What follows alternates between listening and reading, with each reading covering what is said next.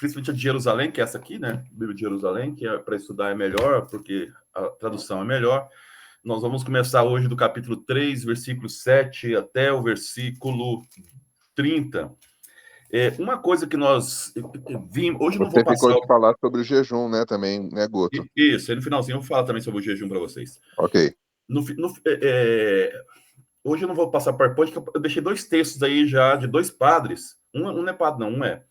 Eles são 2 italianos que fez uma boa exegese do texto, e depois eu dou uma lidinha que vai ajudar vocês também, né, em relação a isso. Então, hoje eu nem preparei o PowerPoint por causa disso, desses textos que eu já postei lá na página lá.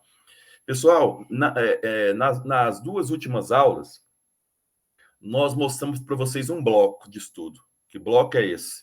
O bloco que vai do capítulo 2 do Marcos, ele começa lá no capítulo 2, versículo 1, e vai até Marcos, capítulo 3, versículo 6. O que esse bloco é? Na verdade, é o confronto de Jesus, o novo, não esqueça disso, essa palavra novo, tá?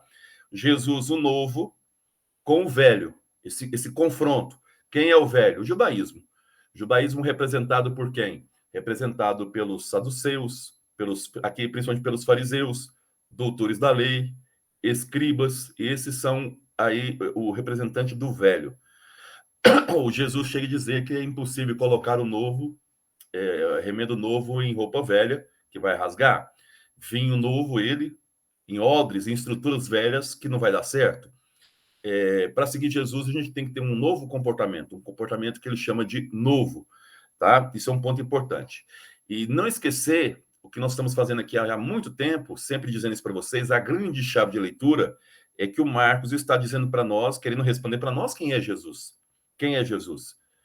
O Marcos já sabe quem é Jesus, ele só quer mostrar isso nas entrelinhas. Jesus, ele é o Filho de Deus e ele é o Cristo. Jesus é o Filho de Deus e ele é o Cristo. Enquanto filho de Deus, ele cura, enquanto Cristo, ele ensina. Só que o ensinamento de Jesus é algo novo. Tanto é que o Marcos nunca diz o que Jesus ensina. Só fala que ele está ensinando. Qual é o ensinamento de Jesus? É a própria prática de vida dele. Então, Jesus ensina e, ao mesmo tempo, faz. Ele é coerente com aquilo que ele vive. Então, sempre quando o Marcos fala Jesus está ensinando, logo ele mostra Jesus curando. Logo ele mostra Jesus expulsando os demônios. Isso é o que é a prática de Jesus, tá? Expulsar os males, demônios aqui não no sentido que nós entendemos, mas todos os males que existem, e também curar as pessoas. O Marcos, quando ele está escrevendo, isso é uma chave de leitura que eu prometi dar para vocês. Quando o Marcos está ensinando, né, quando o Marcos está apresentando o seu evangelho, o Marcos ele vai mostrando que não é fácil seguir Jesus. É isso que nós vamos ver de agora em diante, essas 2 aulas de hoje. Não é fácil seguir Jesus. Por que o Marcos está dizendo isso? Porque quando o Marcos escreveu, as pessoas estavam sendo perseguidas. O Marcos quer dizer que o próprio Jesus foi perseguido, que os apóstolos dele também não tiveram uma vida fácil. Então, uma forma do Marcos incentivar aqueles que querem seguir Jesus é mostrar que o próprio Jesus teve uma vida difícil, não foi fácil para ele. Então, hoje nós vamos ver 2 textos, né? 2 textos aqui, onde vocês vão ver que Jesus, o tempo todo, ele sofre perseguição. Juliano, nós estamos começando agora, nós estamos aí no capítulo 3, tá? Versículo 7. Então, o Marcos, então, ele vai perguntar o seguinte: por que as pessoas seguem Jesus? Ele está perguntando para a comunidade dele também, aquela comunidade dele, por que as pessoas seguem Jesus? A resposta que o Marcos está mostrando é que as pessoas seguem Jesus geralmente por interesse. As pessoas seguem Jesus por interesse, não por fé. Porque para o Marcos, seguir Jesus em contexto de perseguição, a comunidade dele, não esqueça que o Marcos escreve no ano 70, a comunidade dele sofria perseguição, não tem outra forma de seguir Jesus de forma fiel se não for com fé. A fé é a grande resposta da comunidade. É a fé que tem que levar a gente a um segmento, vamos dizer assim, coerente com Jesus. É a fé. E não a questão dos interesses. Vocês vão ver hoje que as pessoas estão seguindo Jesus porque ele cura. As pessoas estão seguindo Jesus porque ele expulsa demônios, porque o ensinamento dele é novo, mas não por fé. Então, o Marcos está perguntando para nós também, por que nós estamos seguindo Jesus? Por que você, Rafael, por que você, Mauro, Elisa, cada um que estão aqui agora vendo essa aula, por que vocês seguem Jesus? É essa a pergunta que o Marcos está dizendo. E qual é o motivo do seu seguimento em relação a Jesus? O Marcos ele é provocativo no evangelho dele, já falei isso para vocês. Então, ou seja, ele define quem é Jesus, ele é o Filho de Deus, ele é o Filho de Deus. Jesus, para o Marcos, Jesus é o Filho de Deus, e Jesus é o Cristo, mas ele começa a perguntar às pessoas qual é o motivo do seu seguimento em relação a Jesus. Ele está perguntando para a comunidade dele, no ano 70. Mas a pergunta serve para nós hoje. Por que nós seguimos Jesus? O Marcos está provando que muitos na época de Jesus não seguiam Jesus por fé, mas seguiam por interesses. Se o Marcos estivesse escrevendo hoje, seria muito diferente a resposta? Eu pessoalmente acredito que não, que a maior parte das pessoas que seguem Jesus é por interesse de curas, de melhorar a vida, mas não é por fé. E o Marcos está dizendo para nós que se a gente não seguir Jesus com fé, nós não vamos ser discípulos dele. Nós não vamos conseguir passar pelas perseguições, porque elas virão. Então, essa é a questão. Se a gente não seguir Jesus com fé, nós vamos continuar nas estruturas velhas. Se a gente não anunciar o evangelho com a vida, se a gente não anunciar o reino de Deus, se a gente não mudar as estruturas da sociedade, a gente não é seguidor de Jesus. Então, ou seja, nós não seremos o novo. Nós continuaremos nas velhas estruturas. A família, hoje nós vamos ver isso. A família de Jesus estava na velha estrutura. A família de Jesus não entendia ele, porque ele ainda estava na velha estrutura, mentalidade.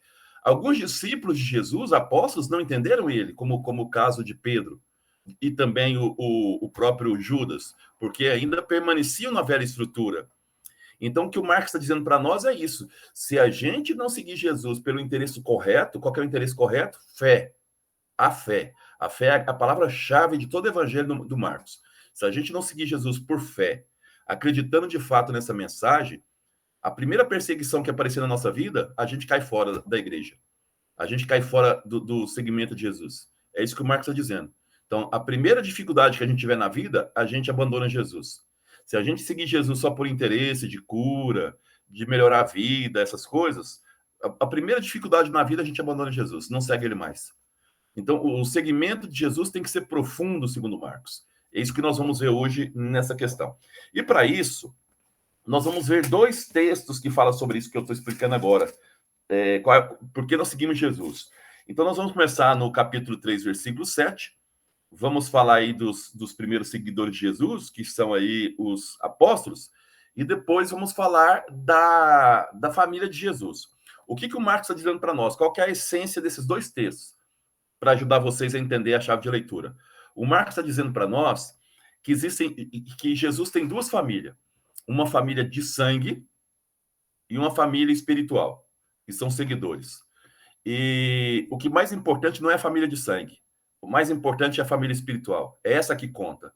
É essa que segue Jesus. Nem sempre a família de sangue segue Jesus. Nem sempre a família de sangue vai nos apoiar. Às vezes um amigo de fora nos apoia muito mais. Então, aqui há uma ampliação da ideia de família. Quem são os verdadeiros seguidores de Jesus? Vamos ver isso aqui nos dois documentos. Eu vou ler aqui e depois eu vou aqui explicar para vocês. Eu estou no versículo 7, tá? Capítulo 3, versículo 7. Jesus retirou-se com seus discípulos a caminho do mar. Vocês já perceberam que o mar é o lugar predileto de Jesus. O mar é lugar simbólico também, mar é lugar de dificuldades, mar é lugar de tempestades, mar é lugar onde nossa limitação ela fica evidente. E uma grande multidão vinda da Galileia o seguiu. As autoridades não gostam de Jesus, o templo religioso não gosta de Jesus, mas a multidão segue Jesus. Isso que é um ponto interessante. E da Judéia, então, o primeiro público que vem seguir Jesus aqui, a multidão. Essa segue Jesus. Mas também por interesse, vocês vão ver daqui a pouco. E da Judéia, de Jerusalém, vamos contar junto aqui com vocês, ó. Da Judéia, Jerusalém, da Idumeia, Transjordânia, dos arredores de Tiro, da Sidônia. Então, nós temos aqui 7 lugares para dizer que a palavra de Deus, isso que é simbólico, 7 é um número simbólico, para dizer que a palavra de Deus já está em todos os lugares. O 7 é o número da perfeição, tá? Do redor de Tiro e Sidônia, uma grande multidão, ao saber que de tudo que fazia foi até ele. Quer dizer, as pessoas seguem Jesus. E ele disse a seus discípulos que deixasse um pequeno barco à sua disposição, para que o povo não o apartasse. Não apertasse, vamos dizer, não apertasse. Uma estratégia de Jesus. Pois havia curado muita gente. Por que as pessoas procuram Jesus? Porque ele havia curado muita gente. Não é por fé, é por interesse, tá? E todos os que sofriam de alguma enfermidade lançavam-se sobre ele para tocá-lo. Interesse não é fé. E os espíritos impuros, assim que o viam, caíam aos seus pés e gritavam: Tu és o Filho de Deus. E ele os conjurava severamente para que não os tornasse manifesto. Aqui é interessante, eu gosto muito dessa exegese. Exegese é a interpretação, tá, pessoal? Exegese é a interpretação mais profunda. Os espíritos têm fé, sabem quem é Jesus, e definem Jesus como Marcos definindo, como Filho de Deus. E ajoelham diante dele. Mas Jesus conjurava para que eles não tornassem manifesto isso. Por quê? Chamado segredo messiânico. Por quê? Primeiro que esses espíritos queriam manipular Jesus. Já falei para vocês. Na época, quando a pessoa procurava a identidade do outro, era para dominá-lo. Esses espíritos maus aqui, que aqui chamam de impuros, espíritos impuros, porque eu já falei para vocês que a religião judaica é dividida entre pureza e impureza. Esses espíritos impuros representam o velho, as estruturas que oprimem, as estruturas que excluem as pessoas. E eles querem dominar Jesus. Quando você identifica quem é outra pessoa, nomina a outra pessoa. Isso era a mentalidade da época de Jesus, tá? Quando você identifica e dá nome à pessoa, você quer exercer sobre ela uma influência. Você quer dominá-la para trazer para os seus projetos. Então, esses demônios, esses espíritos impuros, eles querem que Jesus abandone o seu projeto para ficar no velho, nas estruturas velhas, tá? E aqui um ponto importante. Eu gosto muito dessa reflexão, outras pessoas já até fizeram ela. Pessoal, o evangelista Marcos está dizendo para nós que não basta ter fé, apenas fé, e também ajoelhar. Quer dizer, o ajoelhar significa gestos externos para dizer que nós somos cristãos. Não é. Os espíritos impuros também fizeram isso, reconheceram Jesus como Deus, Filho de Deus, ajoelharam diante dele. Mas se uma fé não é transformadora, se uma fé não combate as estruturas injustas, ela é uma estrutura do velho, da opressão. Então ela não serve para nada. Agora tem uma polêmica de jovenzinho se ajoelhar diante da Eucaristia. Isso não é seguir Jesus. Seguir Jesus é uma fé transformadora. Gestos, andar, eu tenho aqui uma cruz no pescoço. Isso aqui não quer dizer que eu sou cristão. A questão, isso pode ser um sinal, mas se isso não transformar a minha vida, se a minha vida não for dedicada ao serviço, não adianta nada. Eu passei um texto para vocês que eu gostei bastante do padre aí, ou do primeiro padre italiano. Ele fala o seguinte: enquanto os demônios, os espíritos impuros procuram a glória, Jesus Cristo manifesta a sua glória no sofrimento, na pequenez, no serviço. É o contrário. Então, ou seja, a glória de Jesus passa pela cruz. Então, aqueles que querem uma vida sem cruz, uma vida tranquila, essa vida não vai existir, tá? Não vai existir. A glória sem cruz não é seguimento cristão. Quem segue Jesus passa por perrengue. Mas por que a gente não desiste? Por causa da nossa fé, tá? É isso que está dizendo aqui. Vamos aqui, então, ver os 12. Depois está no versículo 13. Depois subiu a montanha. Montanha é lugar na Bíblia de contato com Deus, tá? Onde se fala subiu a montanha, quer dizer, teve um encontro mais íntimo com Deus. Então, até para chamar os discípulos, Jesus foi rezar, tá? Foi orar. E chamou a si os que ele queria. E eles foram até ele. E constitui 12. Por que 12? Por que Jesus chama 12? Por que 12 na Bíblia? Por causa das 12 tribos, que nós já estudamos aqui, que formou o Estado de Israel. Os 12 discípulos de Jesus significam o novo povo de Deus, que será chamado depois de cristãos, tá? Então é o novo povo de Deus, para que ficassem com ele. Jesus chama os discípulos para três coisas, e para nós também, três coisas. Ó. Primeiro, ficar com ele. Segundo, para enviá-los a pregar o reino de Deus. E terceiro, ter autoridade para expulsar os demônios. Qual que é a função do cristão? Se alimentar de Jesus, seguir ele com fé, anunciar o reino de Deus com a vida, não com palavras, Jesus anunciava com a vida, e, por fim, expulsar todos os males do mundo, aquilo que impede o reino de Deus, que são chamados aqui na Bíblia de demônios. Uma fofoca na nossa vida é o demônio? Sim, eu tenho que ir contra isso. Uma pessoa que exclui o outro é o demônio? Sim, eu tenho que ir contra isso. Tá? Então, ou seja, Jesus chama o que é ser cristão, o que é ser seguidor de Jesus, o que é uma fé.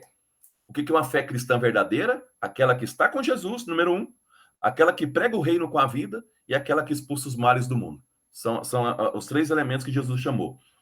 Ele constituiu, pois, os 12 e impôs a Simão o nome de Pedro, pedra, cabeça dura. De fato, Pedro era cabeça dura. Pedro, Simão, o nome Pedro. A Tiago, o filho de Zebedeu.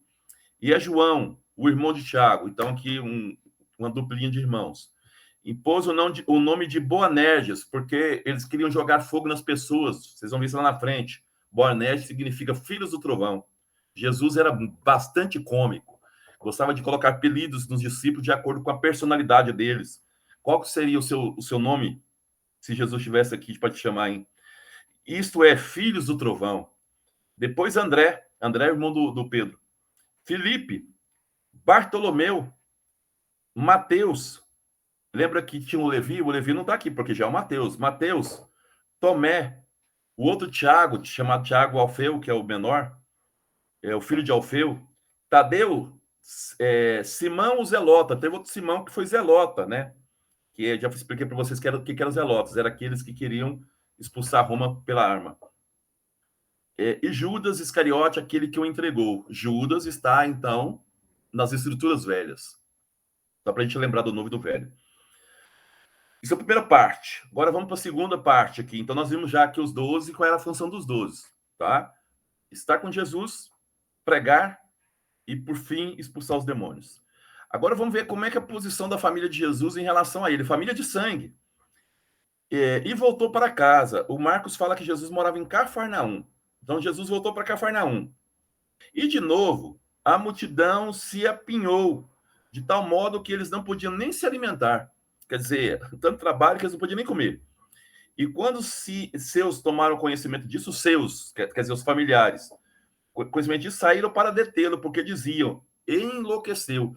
A família de Jesus, que morava em Nazaré, que dá em torno de 40 quilômetros de Cafarnaum, foi lá buscar ele porque Jesus enlouqueceu. Jesus não está na normalidade.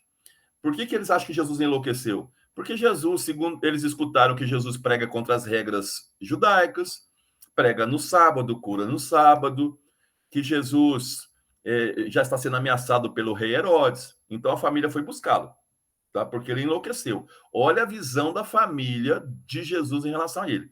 Eu falo isso porque muitas vezes já escutei, a família de Nazaré era tranquila em relação a Jesus. Nunca foi.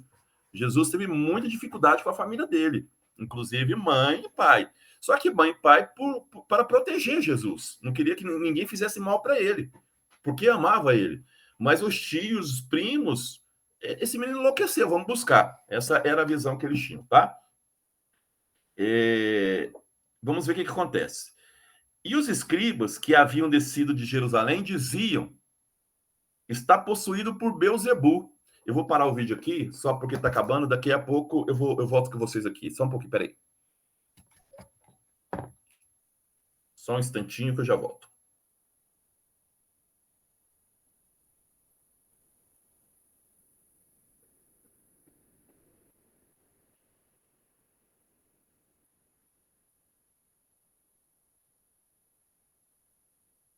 Só porque senão eles não pegam a gravação aqui.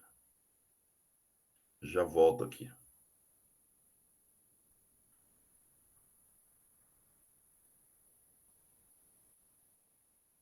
Deixa eu limpar aqui a lixeira.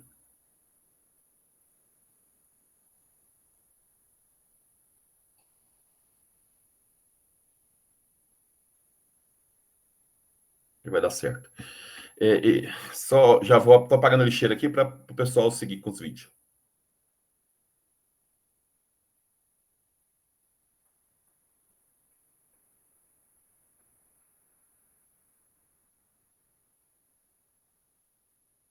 Beleza, agora vai dar certo.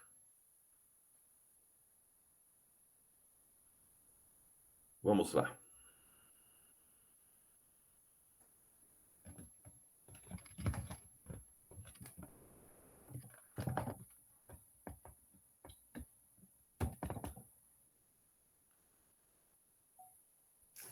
Isso, agora vai dar E eles também achavam que Jesus estava doido, estava louco por conta da questão da pureza, como você falou, né? também. Ele tinha tocado um monte de pessoas consideradas impuras, Isso. né? O paralítico, o endemoniado. Exato. A família ficou sabendo disso e falou assim: ele ficou extremamente doido, não está normal.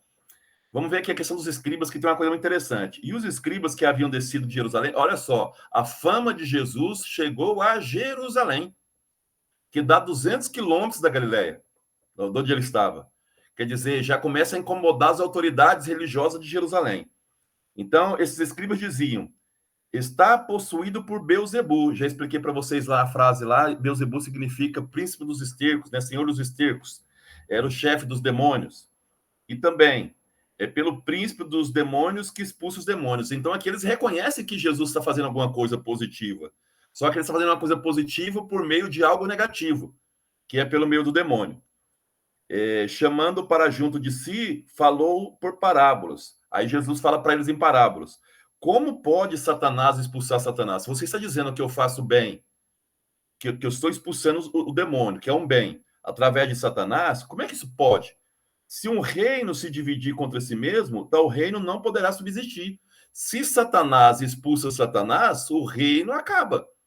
Quer dizer, o mal está contra o mal e esse reino acaba. É um absurdo o que vocês estão dizendo. E aí ele dá outro exemplo. E se uma casa se dividir contra si mesmo, tal casa não pode se manter. E continua. Ora, se Satanás se atira contra si próprio e se divide, não poderá subsistir, mas acabará. Vocês estão dizendo bobagem, está dizendo Jesus. E vai continuar. Ninguém pode entrar na casa de um homem forte. Aqui o Marx chama homem forte, aqui é o demônio, tá? O Satanás. Ninguém pode entrar na casa do Satanás, do homem forte, e roubar os seus pertences, sem primeiro não amarrar o homem forte. Então você tem que deter o homem forte, que é o demônio. Lembra que o João Batista chama Jesus de homem forte também? Ele vai vencer o mal. Depois de mim virá alguém mais forte do que eu. Lembra dessa frase? Então, o João Batista já está dizendo que Jesus é mais forte que o Satanás. Só então poderá roubar a casa. Quer dizer, se o demônio luta contra o demônio, a casa acaba.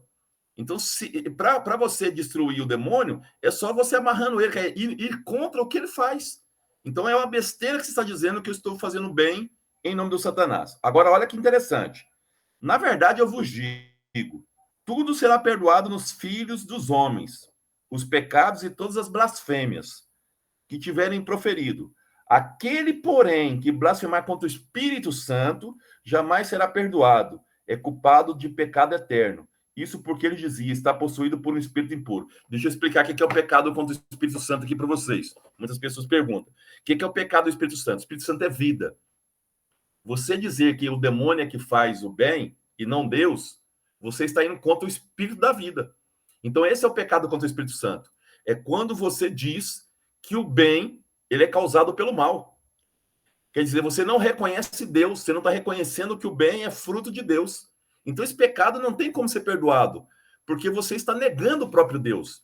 O bem é sempre origem de Deus, a vida vem sempre de Deus. Então, quando você não reconhece que uma pessoa faz o bem em nome de Deus, né, você está dizendo que Deus é incapaz de fazer o bem. Não tem como perdoar esse pecado, porque você não reconhece o próprio bem através de Deus. Esse é o pecado contra o Espírito Santo. Então, é quando você acha que é o demônio que é o autor do bem, e não Deus. É isso que esses homens estavam dizendo para Jesus. Eles estavam dizendo que Jesus é o Satanás que está fazendo o bem. Então, esse pecado não tem como perdoar, porque você não reconhece o próprio bem através de Deus. Você nega que Deus possa fazer o bem. Daí é o demônio que está fazendo isso. Isso é o pecado contra o Espírito Santo, que é o Senhor da vida. E a gente muitas vezes faz isso. Uma pessoa está fazendo bem e a gente, por inveja, fala, ela faz isso por interesse pessoal. Não é por Deus que ela está fazendo isso. Às vezes a pessoa faz uma caridade, a gente acha que não é Deus que está ali. Então isso é pecado contra o Espírito Santo. Serve para aquela época e serve para nós. Então Jesus está dizendo que esses doutores da lei, ao dizer isso, não tem como ser perdoado, porque eles não reconhecem que Deus é o autor de todo bem. É isso que Jesus está dizendo para eles, tá bom? Vamos continuar aqui, virando a página. Aí chegaram, então, a mãe de Jesus e seus irmãos, e ficando ao lado de fora, mandaram chamá-lo. Eles não entraram aqui, isso aqui é simbólico também. Quer dizer, os parentes de Jesus estão distante dele, estão distante do novo. Eles estão muito mais próximos das escrituras velhas, tá? Então, eles estão do lado de fora. Esse lado de fora aqui não é só geograficamente, não. Eles estão do lado de fora, quer dizer, eles não estão com Jesus. Lembra que um dos primeiros sinais dos discípulos é estar com Jesus, estar com Jesus, pregar o evangelho e expulsar os demônios? Então, eles estão fora do convívio com Jesus. Havia uma multidão sentada em torno dele. Disseram: eis que tua mãe, teus irmãos e tuas irmãs estão lá fora e te procuram. Ele perguntou: quem é minha mãe? E meus irmãos? E repassando com o olhar os que estavam sentados ao seu redor, disse: eis a minha mãe e os meus irmãos. Quem fizer a vontade de Deus, esse é meu irmão, irmã e mãe. Pessoal, o que o Marcos está escrevendo para nós é que você não precisa ser parente de sangue de Jesus, porque quando Marcos vivia, ainda existia parente de sangue de Jesus vivo. Então, o ser discípulo de Jesus não é ter o mesmo sangue da família de Jesus. Ser discípulo de Jesus é anunciar com a vida o reino de Deus, é expulsar os demônios, é estar com Jesus. Aí alguém fala: mas aqui Jesus está falando mal da mãe dele. A mãe dele, como qualquer mãe do mundo, está preocupada com o filho. Está preocupada com o filho. Mas ela negou o filho dela, pelo contrário. Nós vamos ver daqui a pouco que quem vai estar na cruz vai ser ela. Até essa lição que ela aprendeu esse novo também. Mas como qualquer mãe, ao escutar que o filho está louco, que está abraçando o leproso, e outras questões mais, os paralíticos e coisa mais, que o Herodes quer matar o filho dela, o que a mãe faz? Corre ao encontro do filho para proteger. Como qualquer mãe, Maria vai ao encontro dele.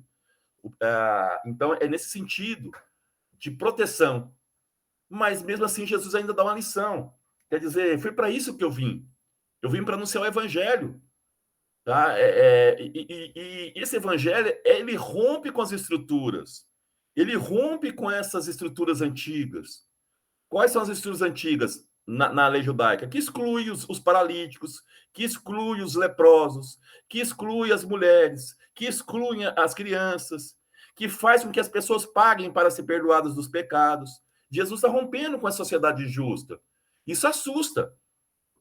Tá? Quantos de vocês aqui, eu estou aqui com várias pessoas, quantos de vocês aqui também já não foram tidos como loucos pela família por um pensamento fora dessa, entre aspas, dessa normalidade da sociedade? Quantos parentes já não se afastaram de você por ter um posicionamento a favor da vida, a favor dos excluídos? Quando você defende, por exemplo, os homoafetivos, homossexuais, quantas pessoas não afastam de você? Quando você diz que elas também são filhos de Deus, que merecem respeito, amor. Quando você não aceita que uma pessoa use a mulher como objeto sexual, você fala assim: você tem que respeitar essa pessoa. Quantos parentes falam: você está ficando diferente, doido, sabe assim? Isso tudo por amor ao evangelho. Quantos de nós já não tivemos isso em família? Quantas pessoas da nossa família já não se afastou da gente? E aí o Marcos vai dizer para nós: isso é comum, tranquilo, tem que ter fé. Vale a pena estar do lado de Jesus, mesmo que às vezes a família se afaste. E aqui o Marcos dá uma lição muito bacana escrevendo: qualquer um de nós podemos ser mãe de Jesus, irmã de Jesus, irmão de Jesus. Basta o quê? Basta anunciar o evangelho com a vida. Basta mudar lutar contra as estruturas opressoras. Então é isso que o Marcos está dizendo na época para a comunidade dele. Tá? Hoje, você, Dona Maria, lá na época dela, ele falou, né? Você, Dona Maria, é a mãe de Jesus agora. Você, fulano, é o irmão de Jesus. Tá? Quando você faz... Para ser irmão de Jesus, mãe, pai, o que nós precisamos fazer? Está aqui, muito simples. Quem é minha mãe? E repassando o olhar, falou assim: eis a minha mãe e meus irmãos. Quem fizer a vontade de Deus, esse é meu irmão, irmã e mãe. É um convite maravilhoso para todos nós. Todos nós podemos ser parentes de Jesus. Basta que a gente faça a vontade dele. Basta que a gente faça a vontade de Deus. Alguém deve perguntar aí, mas o que são esses irmãos e irmãs aqui na Bíblia? Já expliquei para alguns aqui, mas eu vou repetir. Existem duas teorias. A primeira teoria, a Igreja Católica defende ela, é que na época de Jesus, quem criou essa teoria foi São Jerônimo. Na época de Jesus, na terra de Jesus, não se tinha nome para primos. Então, se usava, na grande família, os primos, tios, era chamado de irmãos. Tá? Essa teoria que a igreja defende, através de São Jerônimo. Uma outra teoria, também defendida pela igreja, mas principalmente a igreja católica oriental, diz que José, quando casou com Maria, isso está nos apócrifos, ele era viúvo e tinha 6 filhos, 4 meninos, 2 meninas. Então, Maria continua virgem, a mãe de Jesus, mas o José, ele quando casou com Maria, ele já era viúvo. Essa teoria é defendida pela igreja ortodoxa, tá? Também baseada em apócrifos. Só para vocês saberem aí o que significa esses irmãos e irmãs. De qualquer forma, seja uma teoria ou outra, Maria ainda só teve Jesus. A virgindade dela, justamente esses textos para proteger essa ideia da virgindade de Maria. Ok? Já farei já 35 minutos, vou abrir para vocês para as perguntas nesses 2 textos. O que o Marcos quer com esses 2 textos? Sempre eu falo do Marcos porque é o Marcos que está escrevendo. O Marcos está escrevendo, o primeiro motivo do Marcos é mostrar que a multidão muitas vezes segue Jesus por interesse, e ele está perguntando para a comunidade dele, mas a pergunta eu estou fazendo para vocês: por que motivo vocês seguem Jesus? Por interesse ou por fé? Essa é a primeira coisa, por que ele está escrevendo.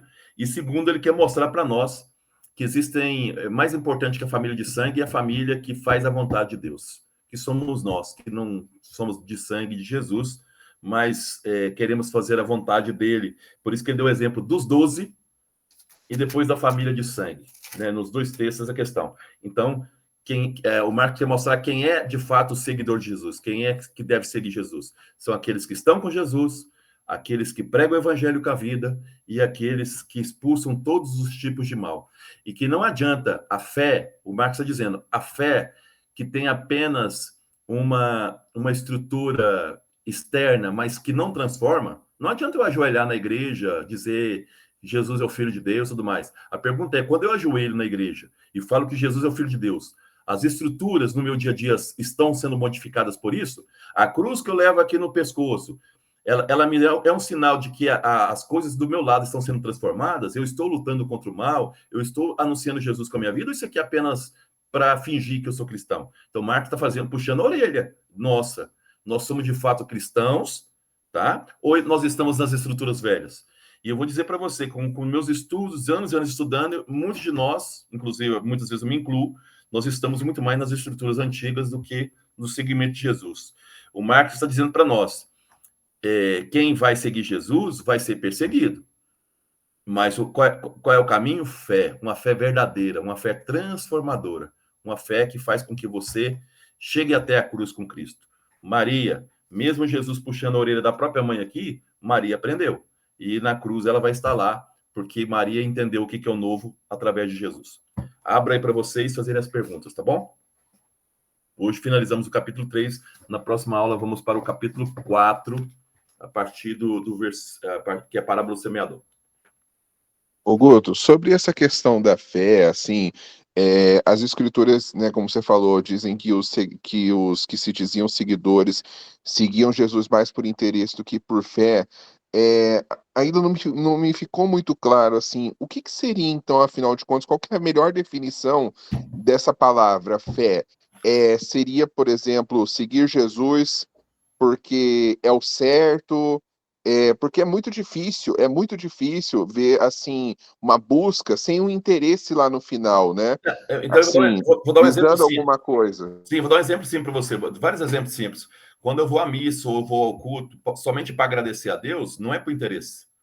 Eu estou ali porque eu reconheço que Deus é Deus e que só o fato de ser Deus merece o meu louvor. Eu não estou ali porque Jesus vai curar da minha doença ou da questão. Não que isso não possa acontecer. Mas, por exemplo, eu posso rezar para Deus e falar assim: olha, eu estou com essa doença, eu coloco nas tuas mãos, né, faça a sua vontade. E se eu morrer, eu não tenho que reclamar, é vontade de Deus o que as coisas aconteçam. Então, são fé desinteressada. O que é uma fé desinteressada que o Marx está dizendo? O Marx está dizendo que quando a gente segue Jesus, por que a gente segue Jesus?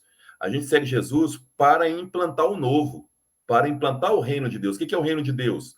Que as pessoas se tratem como irmãs, que as pessoas não excluam umas às outras, que as pessoas valorizem o ser humano como filho de Deus, que as pessoas se respeitem. Isso é o reino de Deus. Eu faço isso independente se Deus vai. Vou dar um exemplo aqui na minha filha, aconteceu esses dias. Minha filha passou um texto de um pastor, eu não vou citar o nome do pastor, nem porque eu também não sei, mas ele é famoso aí na internet. Ela passou um texto do pastor que dizia o seguinte: aqueles que fazem o bem volta para elas. Não é verdade. Isso não é verdade. Isso não é cristão. Isso é interesse. Aí a pessoa começa a fazer o bem para que o bem volte para ela. O cristão faz o bem sem preocupar se o bem vai voltar ou não para ela. Porque fazer o bem é evangelho.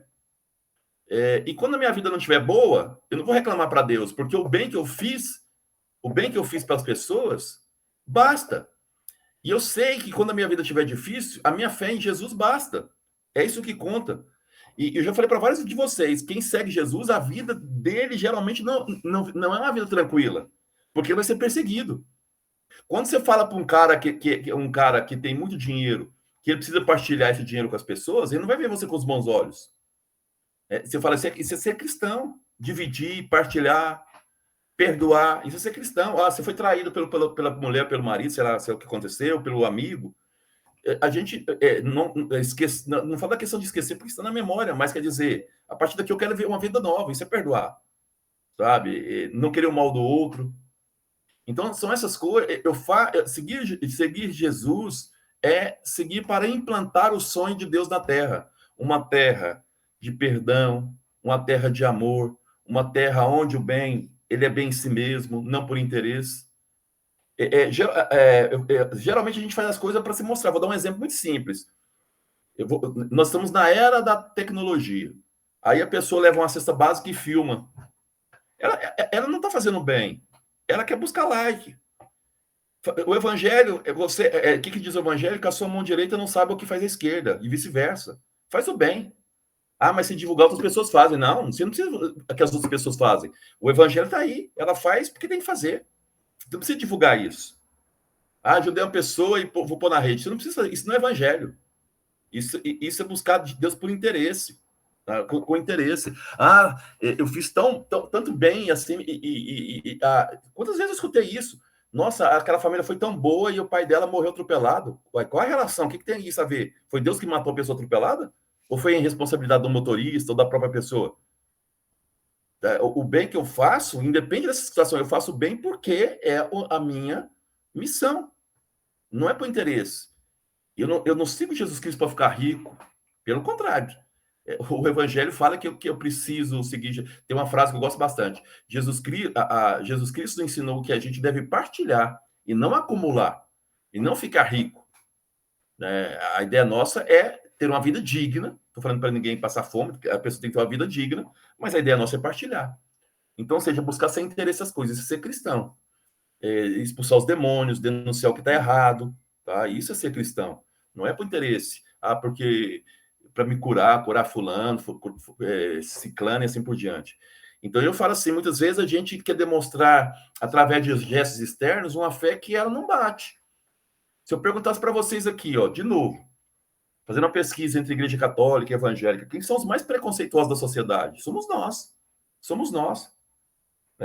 Quem geralmente vai contra os homossexuais? Somos nós. Quem é que vai contra as prostitutas? Somos nós. Quem é que vai contra as pessoas que são excluídas? Somos nós, geralmente. Isso não é seguir Jesus Cristo. Tá? Eu não estou dizendo que o erro, às vezes, deve ser cobertado. Eu não estou nem dizendo que essas coisas são erros. Eu estou analisando mais. Mas estou dizendo que as pessoas devem ser primeiras. O Francisco tem falado isso bastante para Francisco. As pessoas primeiro têm que ser acolhidas na sua dignidade como ser humano, como filho de Deus. Muitas vezes nós cristãos falamos assim, bandido tem que estar bandido bom, bandido morto. A gente fala isso. Isso não é seguir Jesus Cristo. Pessoas, que a gente nem deve falar bandido, pessoas devem ser recuperadas para Jesus Cristo. E não mortas. Quantas vezes a gente usa a palavra bandido? São nossos irmãos. São nossos irmãos. Jesus Cristo não ficava dentro do templo. Jesus Cristo ficava no lado dos excluídos, onde as pessoas não queriam. Isso é seguir Jesus Cristo. Então, são essas questões, não o interesse. Por que as pessoas estão seguindo Jesus? Porque ele dava pão, porque ele curava e expulsava demônio. Então, as pessoas queriam ver esse espetáculo acontecer, inclusive com elas. E o evangelista Marcos toda hora está pontuando isso. Ó, as pessoas, a multidão está seguindo Jesus, mas hora nenhuma está falando que é por fé. Hora nenhuma está falando que é por fé. Geralmente é por interesse. Ele deixa isso bem claro. E ele está dizendo para a comunidade dele que vocês não agem dessa forma, que vocês procurem Jesus uma fé verdadeira. O que é a fé verdadeira? Aí, respondendo finalmente, Rafael, é seguir Jesus sem interesse a não ser o de anunciar com a vida o evangelho. Essa é a única questão. Minha missão nesse mundo é tentar ajudar Jesus Cristo no sonho dele, de implantar um reino de justiça, de amor, de paz, fraternidade. Essa é a minha missão. Se a minha vida vai melhorar ou piorar, isso não interessa. Não interessa em nada, porque o que vale a pena é Jesus Cristo. Por isso que ele fala, tome a sua cruz e siga. Jesus nunca falou assim para a pessoa, pega seu calção de banho e vá para a praia. Não, tome a sua cruz e siga-me. Não vai ser fácil, mas é o único caminho. A glória, não esqueça disso, a glória passa pela cruz. A glória passa pela cruz. Por isso que eu falo, a nossa maior alegria deve ser o seguinte, colocar a cabeça no travesseiro e falar, fiz a vontade de Deus. Perdi meu emprego, perdi isso, mas eu fiz a vontade de Deus. Estou tranquilo. É o que a gente chama de sonho do justo. Tá? Embora não se reconheça como justo, porque diante de Deus ninguém é justo. Todos nós somos pecadores. Mais alguém? Pode falar, Gilmara. Vou escrever, não sei se está com o microfone aberto. Diz que alguns aqui estão com o microfone fechado. Pode escrever, Gilmara, porque não está saindo seu som, não.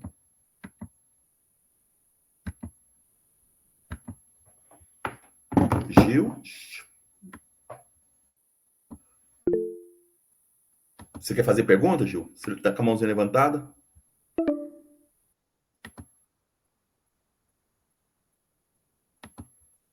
Então pode fazer, Gil. Escreve aí. Enquanto a Gil está escrevendo, se alguém quiser fazer pergunta, fica à vontade.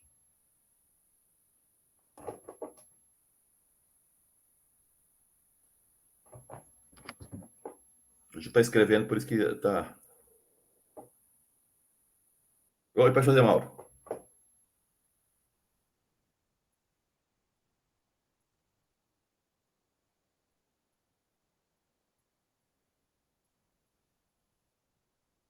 Tem tudo aqui no grupo.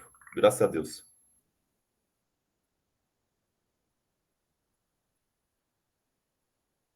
Uhum.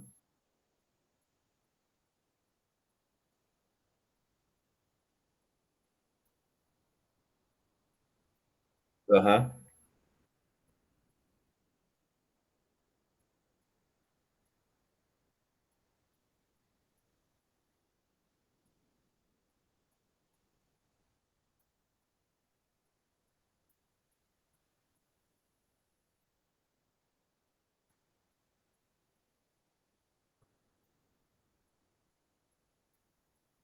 Sim, e foi contra isso que Jesus lutou. Essa teologia da prosperidade, o que é teologia da prosperidade, para quem não conhece? Se você dá o dízimo, se você dá a sua oferta, Deus é obrigado a te retribuir. Teologia da prosperidade é chamada também teologia da retribuição.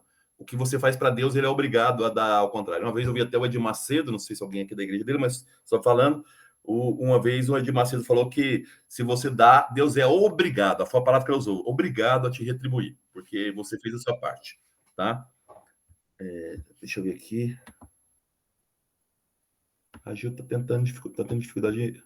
Você não tá na chamada, Gil?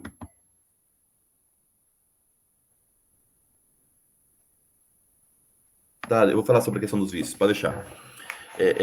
Então, assim, essa teologia,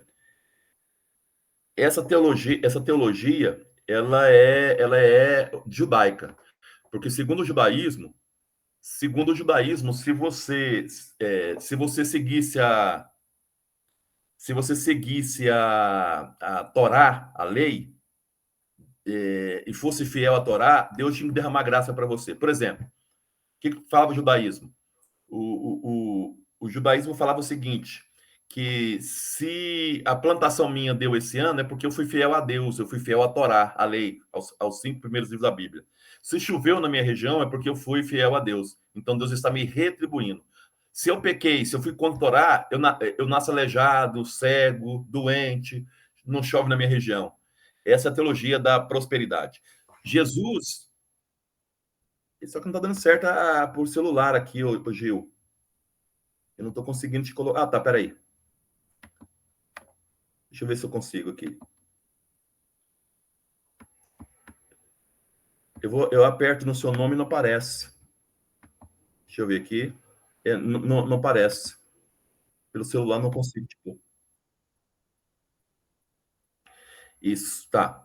Então, assim, essa teologia da prosperidade, ela vem dessa teologia judaica, e Jesus se colocou contra ela. Tanto é que Jesus, lembra que aquele paralítico, o que estava doente, Jesus falou, da mão ressequida, falou assim, melhor é tua mão, é mais fácil falar para... Não, da maca, melhor dizendo, levanta e anda, é mais fácil falar isso ou falar perdoa os pecados? Então Jesus vai contra essa ideia de que Deus castiga porque a pessoa não está seguindo a Torá. Porque Deus é amor, Jesus sabe disso. Então Jesus ele não se coloca contra... desculpa, se coloca contra essa questão da teologia da retribuição, da teologia da prosperidade. A teologia baseada em Jesus Cristo é da partilha. Em todos os 4 evangelhos, a palavra-chave é partilha, não acúmulo. O que as pessoas têm para comer? Nada. Então, traga aqui o que as pessoas têm. Vamos partilhar. Aí o milagre da partilha. Então, essa é a lógica de Jesus. Não é ficar rico, é partilhar. É distribuição, é amor, é preocupar com o outro, com o doente, com o excluído, curar essas pessoas, dar atenção para essas pessoas, conversar com as mulheres, que naquela época não podia, Jesus conversa. Conversar com os doentes, não podia, Jesus conversa. Tocar no leproso, não podia, Jesus toca. Então, Jesus é contra todo esse sistema de teologia da prosperidade. As pessoas transformaram a prosperidade no objetivo das igrejas, como se você tivesse que ser rico, se você é fiel a Deus, e as pessoas esquecem de falar no evangelho. Você pode pegar, ligar sua televisão e vai ver. As pessoas falam que você tem que ter carro, apartamento e tudo mais, e não é nada disso que o evangelho fala. Isso é banco, não é evangelho. O evangelho é outra coisa.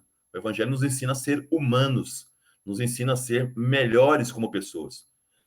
Olhar a própria moral, como é que ela está, olhar a própria vida, como é que ela está. Isso que o evangelho fala. Tá? Então, a teologia da prosperidade é uma teologia baseada na teologia da retribuição judaica que Jesus colocou contra. Tá? Eu vou querer falar com o Rafael, a Gil fala da questão dos vícios. Os vícios também não tem nada a ver em relação a Deus, tá? Os vícios são humanos. As pessoas, segundo Santo Agostinho, usando aqui meu amigo Santo Agostinho fala que tudo que a pessoa busca e vicia porque de alguma forma é bom. Até a droga é boa porque atrai as pessoas. Qual que é o problema do vício? É você transformar essas coisas em Deus, pegando o próprio Santo Agostinho. Quando eu pego a maconha, transformo ela em Deus. Quando eu pego a cocaína, transformo ela em Deus. A prostituição, transforma em Deus, tudo mais. Aí é o grande pecado. Porque o único Senhor que a gente tem, o dinheiro transforma em Deus, isso é pecado, é o vício. E outros vícios, o sexo transforma em Deus. Então, a questão, o vício, é você transformar objetos em divindades. É depender daquela coisa que você não consegue largar mais. E a única coisa que é o Senhor da nossa vida é Deus. Então, esse é o problema do vício. Como que a pessoa faz? Graças a Deus, hoje existem caminhos que podem ajudar essas pessoas. A Igreja Católica, a Igreja Evangélica, hoje tem fazendas no tratamento dessas pessoas. Por isso que muitas delas trabalham além de sair do vício, aproximação com Deus, para mostrar que Deus, ele é o nosso grande Senhor e Pai que ama. É só a ele que a gente tem que estar preso. Então, tem esses trabalhos. Então, vício não é coisa do diabo, vício não é coisa de Deus. O vício é um problema social gravíssimo, onde, segundo Santo Agostinho, as pessoas tornaram esses objetos os senhores da vida dela. Tá? Então, agora a gente precisa, então, encontrar uma saída. A primeira saída é a acolhida. O que é difícil para as famílias, eu sei, porque já passei isso com com um parente meu bem próximo, é acolhida, é encontrar essas fazendas que possam ajudar nessa cura. Muitas vezes a pessoa recai 10, 15 vezes, e com as pessoas assim, você não pode desistir. Hoje eu tenho, graças a Deus, um afilhado que saiu desse vício, graças a essas fazendas, depois de 3, 4 tentativas. Conseguimos, tem que ter amor. Aí é a hora do cristão mostrar amor, né? A mãe e tudo mais, mostrar e mostrar para essa pessoa que esse é o caminho da libertação dela. É difícil muito, por isso que a gente tem que se apegar a Deus, ter essa fé que o Marcos fala em Deus, rezar também para que Deus nos ilumine em relação a isso. O Rafael, ele pediu aí uma questão da questão do jejum. Eu já tinha até explicado isso no último encontro, mas eu vou reforçar aqui. O jejum dentro do judaísmo, e o cristianismo também trabalha bastante isso, o jejum é para nos aproximar de 3 coisas. O cristianismo nos ensina, o judaísmo também. O jejum, ele tem que nos ajudar. As 3 relações, jejum, esmola, por exemplo, jejum, esmola e jejum, esmola e oração. A oração é a minha relação com Deus. Como é que é essa minha relação com Deus? Oração. A esmola é a minha relação com o meu próximo. Como é que eu partilho a minha vida com o meu próximo? E o jejum é uma relação minha comigo mesmo para se aproximar de Deus. Então, dentro do judaísmo e também do cristianismo, se fazia o jejum para mostrar nossa limitação. Por exemplo, quando eu fico um dia todo sem comer ou reduzo a minha alimentação, eu mostro que eu sou falho, eu passo fome. Então, mostro que eu não sou Deus, que eu não sou absoluto, que eu preciso do alimento. Se eu preciso do alimento, muito mais eu preciso do Senhor que criou o alimento.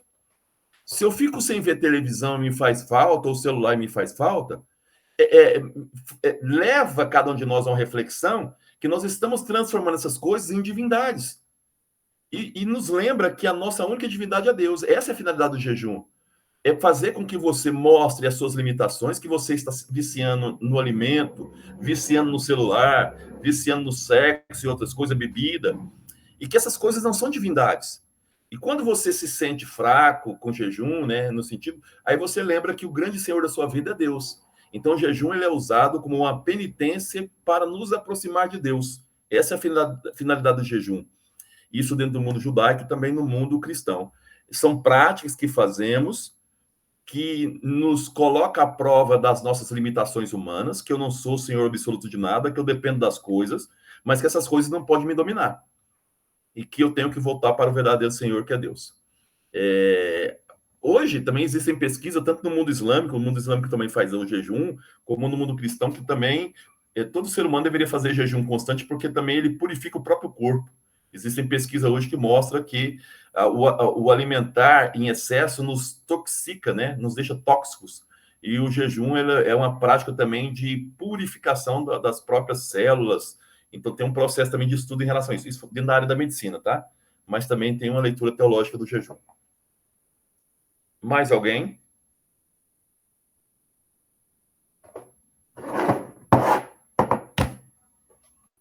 Se não mais alguém, então eu coloquei 2 textos para vocês, queria só dar um aviso. Todo mês eu vou trazer um tema não polêmico, mas que as pessoas têm assim, sede de conhecer. O Mauro deu uma ideia boa para a gente trabalhar a maçonaria. Então, em outubro, eu vou trabalhar em 3 aulas a maçonaria, com documentos, né?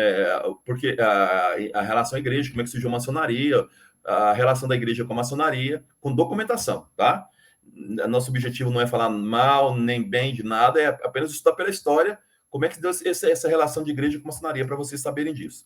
E eu estou pensando no mês de novembro, trazer outro tema, talvez a Inquisição, que é um tema que as pessoas pedem muito também, e outros temas para que a gente vai estudando, aí vocês podem ir trazendo. Então, que é um pagamento único de R$50, 3 aulas rápidas, né, mas para que vocês conheçam também outros assuntos ligados à história da igreja que muitas pessoas não conhecem, tá bom? Quem quiser fazer inscrição depois, é só falar comigo. A partir desse mês já pode efetuar o pagamento, Guto? Quem quiser esse mês pode, quem não quiser pode deixar para o mês que vem, porque nós vamos começar dia 14 de outubro. Vai ser no sábado, porque aí ajuda quem, né, porque tem alguns que durante a semana não pode à noite. A gente vai deixar no sábado, 4 da tarde. Eu perdi uma aula. O Mauro disse que, por exemplo, eu perdi uma por causa da catequese, né? Tem uma catequese de batismo. Vou gravar a aula e já passo para o grupo. Tá? Vou passar para o grupo aí. Tá bom? Então, deixa o meu abraço aqui, nós vamos conversando. Os dois textos estão lá. A Elisa dizendo que essa aula podia ser da terça. Por mim, tudo bem. Depois tem que ver com o grupo lá, tá, Elisa? Eu já vejo lá e te falo. Se o grupo topar, por mim, tudo bem. Não tem problema nenhum. Fiquem com Deus aí, turma. Eu vou pôr essa proposta lá. Tá, tchau. Abraço, boa noite.